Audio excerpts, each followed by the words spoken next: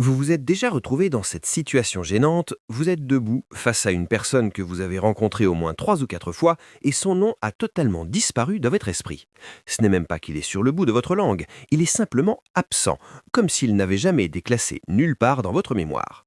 Le pire, ce n'est pas l'oubli lui-même, c'est la performance théâtrale improvisée que vous vous apprêtez à jouer pendant les 12 secondes suivantes. Inclinez subtilement votre corps en espérant désespérément que quelqu'un d'autre prononce son nom, que son téléphone sonne ou que le bâtiment prenne feu. Nous sommes tous passés par là. Cependant, la science nous révèle que les personnes qui oublient systématiquement les noms ne sont ni impolies, ni distraites et elles ne sont certainement pas moins intelligentes.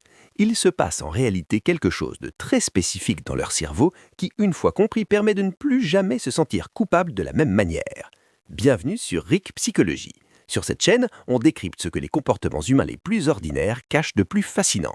Si vous êtes nouveau ici, abonnez-vous maintenant, parce que ce que vous allez entendre dans les prochaines minutes va changer la façon dont vous regardez les personnes autour de vous et peut-être la façon dont vous vous regardez vous-même.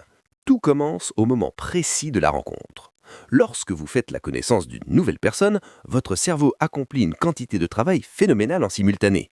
Il décode le visage, enregistre le ton de la voix, analyse le contexte, calcule votre position sociale et essaie de déterminer si cette personne vous apprécie ou si vous l'appréciez vous-même. Pendant ce temps, vous réfléchissez déjà à ce que vous allez dire ensuite. Votre mémoire de travail, cet espace de stockage à court terme situé dans votre cortex préfrontal, jongle littéralement avec 6 ou 7 informations à la fois. C'est précisément dans ce moment de chaos cognitif total qu'on vous tend un son unique et arbitraire, un nom. Le problème est que ce nom ne signifie souvent rien en lui-même. Il ne se connecte à aucune image, aucun concept, aucune émotion déjà existante dans votre esprit.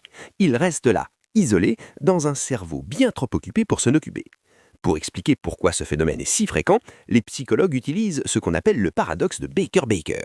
En 1987, une étude a montré que si vous dites à un groupe de personnes qu'un homme sur une photo est boulanger, Baker en anglais, et un autre groupe que son nom de famille est Baker, le premier groupe s'en souviendra beaucoup mieux quelques jours plus tard.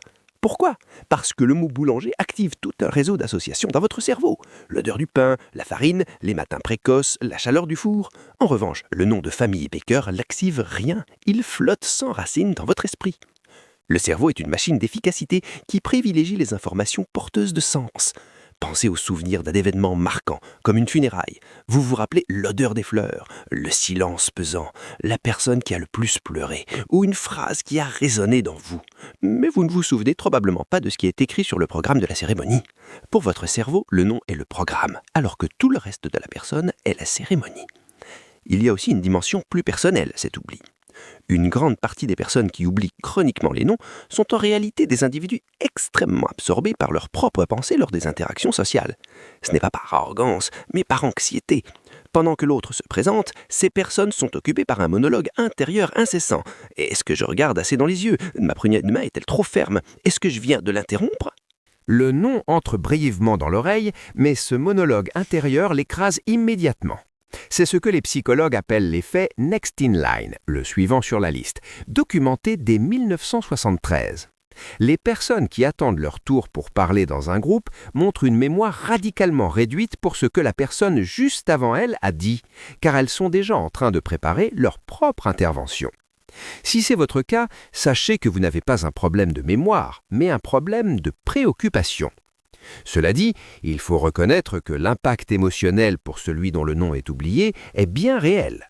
Recevoir ce message implicite « tu ne comptais pas assez pour que je retienne ton nom » peut être piquant, même si c'est une conclusion totalement erronée. En réalité, la personne qui a oublié votre nom se souvient probablement très bien de la conversation que vous avez eue. Elle se rappelle ce que vous avez dit sur votre famille, la façon spécifique dont vous avez ri ou cette opinion étrange que vous avez partagée. Elle était bien présente, mais pas pour la partie étiquetage.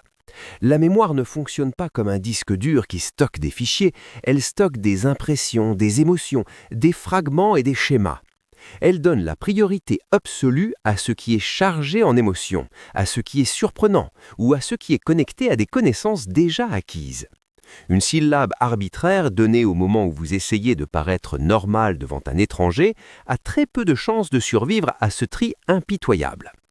On remarque souvent que les personnes qui oublient facilement les noms ont un point commun. Elles possèdent une pensée hautement associative. Leur mémoire est richement contextuelle. Elles se souviennent d'histoires et de ressentis. Si vous leur demandez ce que quelqu'un portait lors d'une fête il y a 3 ans, elles pourraient vous répondre précisément, mais elles resteraient muettes devant le nom de la personne assise à côté d'elles aujourd'hui. Ce n'est pas une faille de l'esprit, c'est une architecture mentale particulière. C'est un cerveau qui est bien mieux adapté à la narration, à l'accordage émotionnel et à l'écoute profonde qu'à la tâche mécanique de retenir une étiquette sous pression sociale. Bien sûr, cela ne signifie pas qu'il ne faut pas essayer de s'améliorer. Répéter le nom immédiatement après l'avoir entendu ou le connecter visuellement à une personne que vous connaissez déjà sont des techniques qui fonctionnent, car elles forcent manuellement le cerveau à créer l'association qu'il refuse de faire automatiquement. Vous construisez un pont là où il n'y avait qu'un vide. Mais l'essentiel est de sortir de la spirale de la honte. Croire que l'oubli des noms fait de vous une personne insensible ou quelqu'un qui traverse le monde sans prêter attention aux autres est faux. Vous êtes simplement quelqu'un dont le cerveau hiérarchise les informations différemment et se laisse parfois submerger par son climat intérieur. Le nom est l'élément le moins intéressant d'une personne. C'est un son arbitraire assigné par des parents avant même que l'individu n'ait fait quoi que ce soit de mémorable. Ce que vous retenez des gens, la texture réelle de ce qu'ils sont, c'est ce qui compte vraiment. Et cette partie-là reste gravée en vous.